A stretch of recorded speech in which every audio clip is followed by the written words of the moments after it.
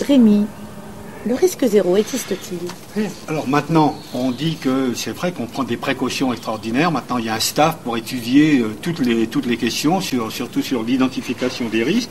Et malgré tout, le risque zéro n'existe pas. Et l'illustration la plus parfaite de ça, c'est que sans avoir jamais eu d'accident ou d'incident sur un tournage, il s'est produit un drame, vraiment un drame horrible. Le 16 août 1999, un horrible drame fait qu'il y a eu un mort, Alain Dutartre, qui était un caméraman. Pourtant, les précautions avaient été prises, comme d'habitude. Alors c'est clair qu'il y a toujours sur un tournage une pression, ça on ne peut pas le retirer, elle est plus ou moins importante. Et dans le cas actuel, je ne peux pas m'étendre, mais il y a eu des problèmes au sujet de respect de consignes, par exemple, et qui fait qu'on aboutit à un accident qui jamais n'aurait dû arriver, avec une action qu'on a produite des centaines de fois dans les films depuis plus de 44 ans de tournage.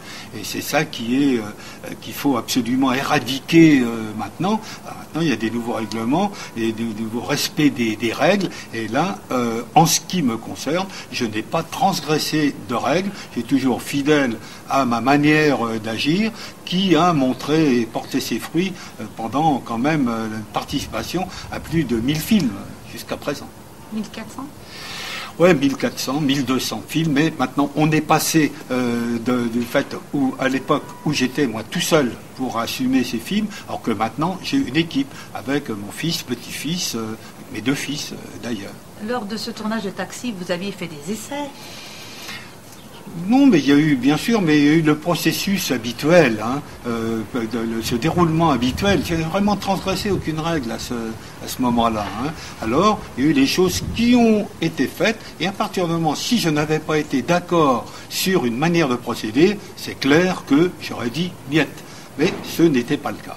Simplement, alors il y a eu des défauts dans la procédure, c'est clair, à l'issue du procès qui doit avoir lieu, c'est clair que tout ça sera mis noir sur blanc. Je ne peux pas en dire plus maintenant, étant donné que l'instruction n'est pas terminée.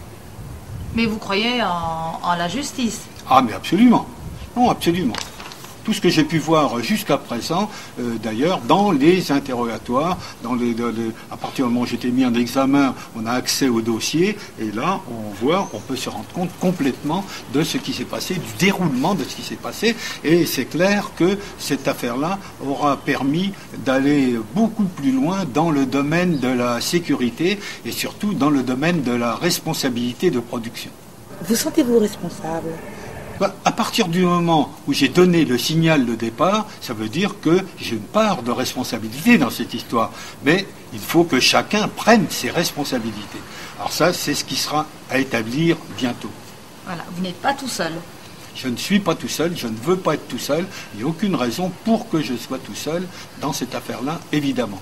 Ceci dit, je prends mes responsabilités. Je les ai toujours prises et je n'ai absolument aucune crainte quant au verdict. Ce sera peut-être, c'est pas moi de juger. Il y a des gens pour ça. Et puis j'ai confiance, ma foi, dans leur intégrité pour pouvoir établir la vérité. Et cette vérité, peut-être qu'elle ne sera pas bonne à dire, à voir pour tout le monde. Rémi.